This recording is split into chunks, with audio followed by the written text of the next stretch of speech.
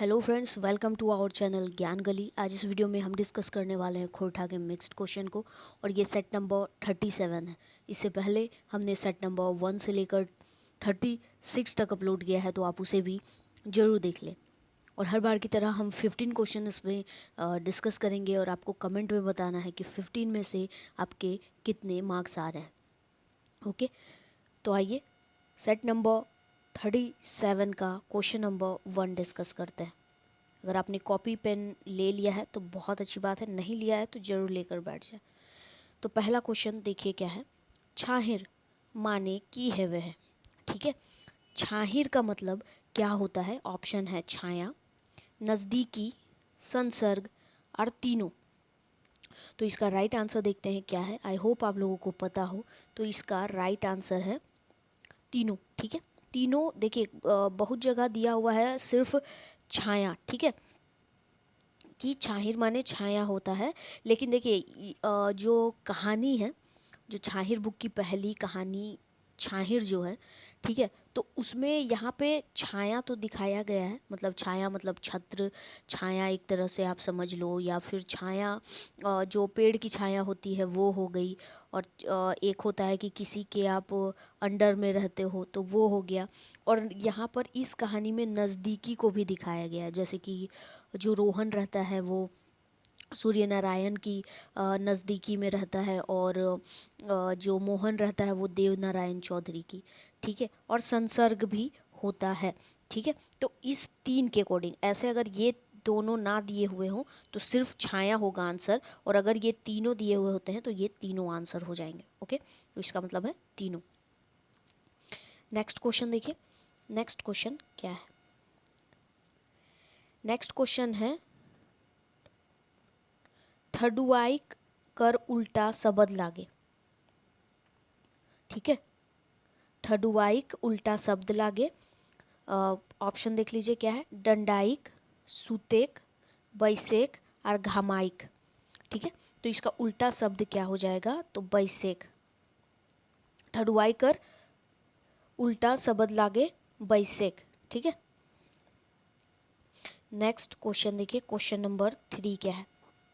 Question number 3 है बड़ी माया। ठीक है, सॉरी, बड़ी मायर है ना।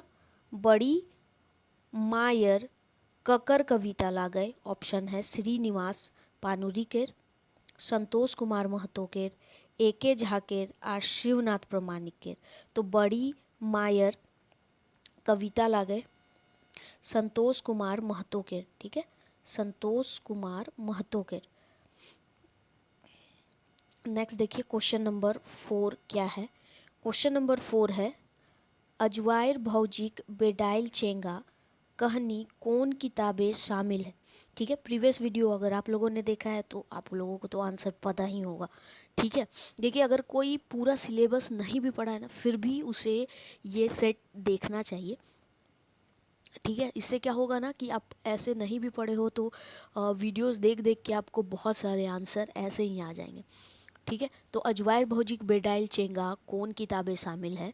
तो ऑप्शन है छाहिर किताब में, सोंद माटी में, फरिश डहर में या नचनी काकी में। ठीक है, तो इसका राइट आंसर क्या हो जाएगा कि अजवायर भौजिक बेडाइल चेंगा कौन किताबें शामिल है? तो ये सोंद माटी में शामिल है। ठीक है, जिसमें क्या बताया गया है, जो अजवायर भौजी है, ठीक है, उसका चेंगा जो रहता है वो बिगड़ेल रहता है। वो क्या करती है कि सिर्फ खुद पर ध्यान देती है और अपने बच्चों पर नहीं ध्यान देती है।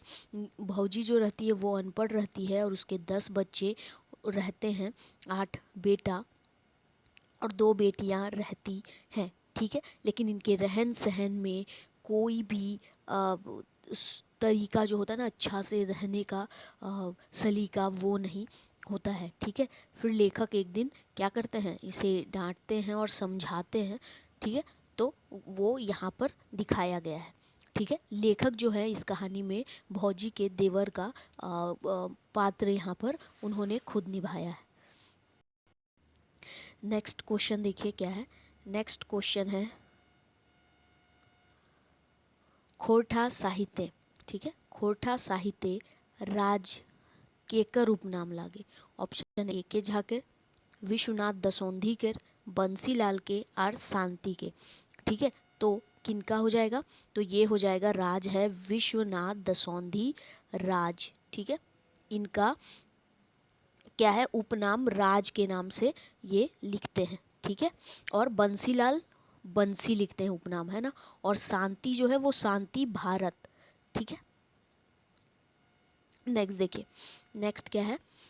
नेक्स्ट क्वेश्चन है, खोरठा संस्मरण साहित्य सबले पहिले कहिया छपल आर कौन किताबे? ठीक है, मतलब खोरठा संस्मरण साहित्य जो है वो सबसे पहले मतलब कब छपा था और किस किताब में छपा था?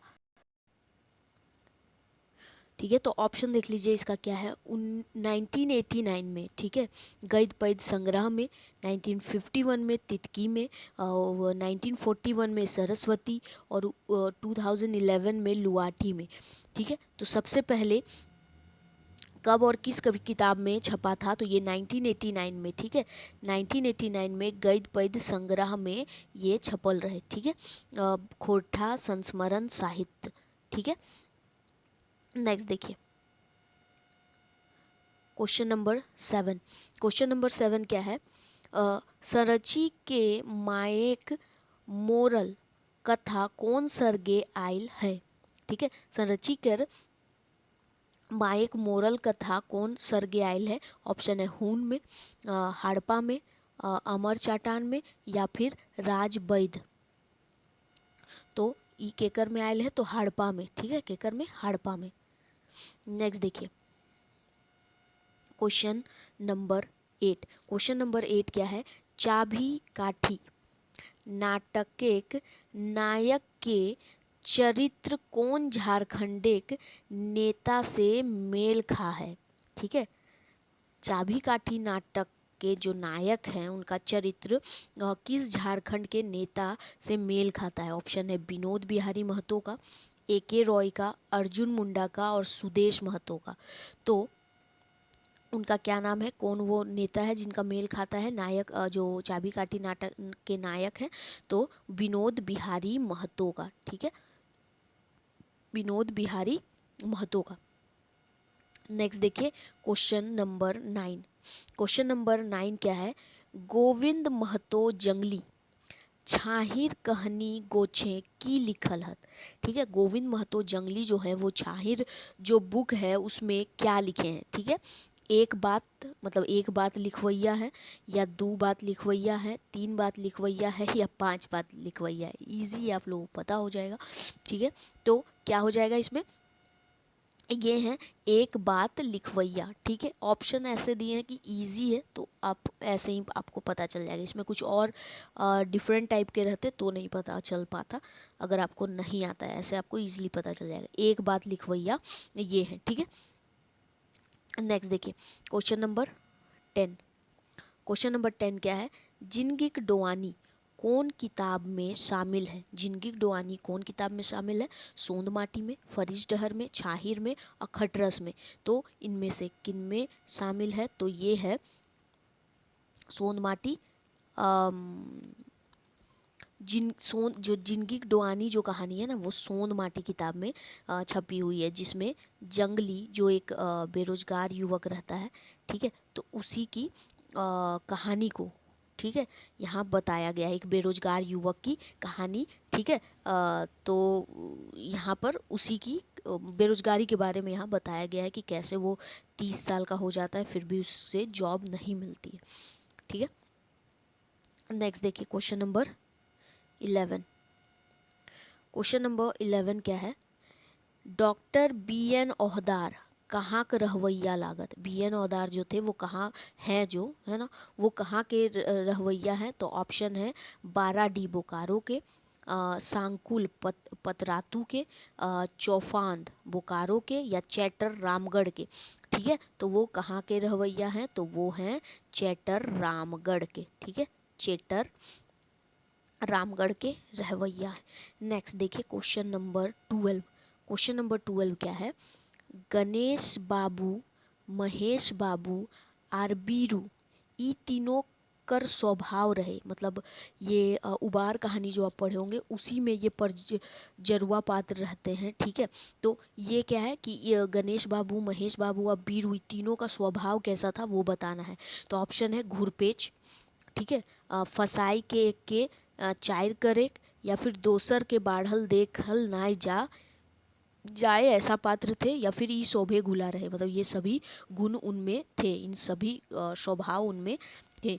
तो इसका राइट आंसर क्या हो जाएगा, ई शोभे गुला, यानी कि वो घूरपेच करते थे।